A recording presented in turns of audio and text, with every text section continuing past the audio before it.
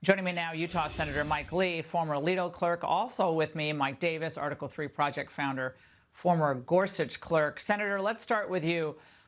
The Supreme Court case, a lot has been said about this, but do you think it would be likely that a majority of this court would say that President Trump or presidential immunity applies to these cases?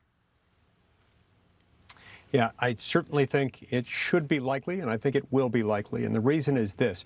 There can be no dispute, no matter how loudly Liz Cheney and her acolytes in the Democratic Party want to shout, no matter how much they're inclined to the gossiping around the water cooler about what legal theories they can come up with next.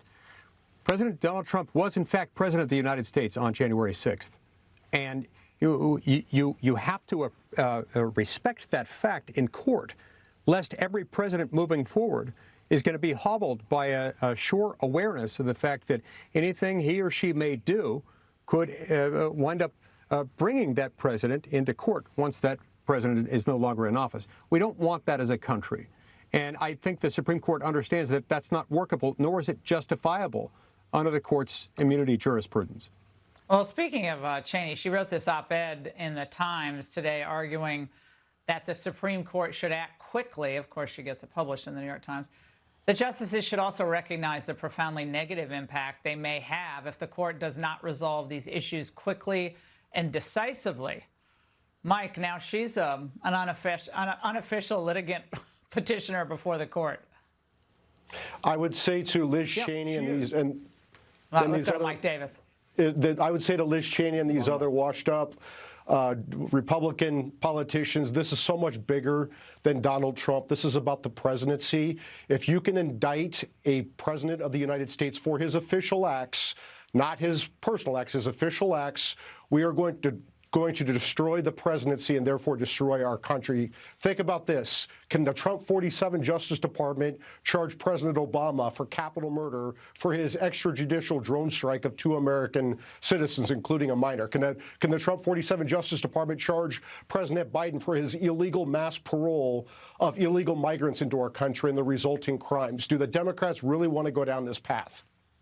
Well, Senator, I think of people like Chief Justice Roberts, who's he's kind of an institutionalist. He likes to, stand for the executive branch, and I think others on the court do as well.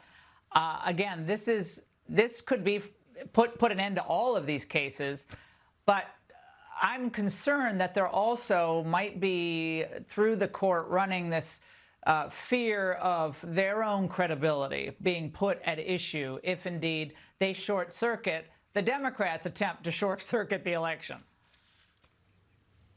Yeah, let's take Chief Justice Roberts, as your question was directed to him principally.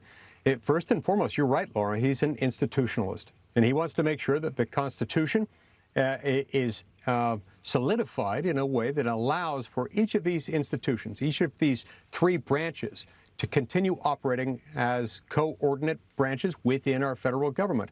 That is unworkable if the living, breathing embodiment of the entire executive branch of government has to live each moment of a 4-year presidency under the brooding threat of eventual litigation and criminal charges over official acts taken by that person while that person was president. It doesn't work. I think Chief Justice Roberts is going to see that. And yes, there are political cross-currents here.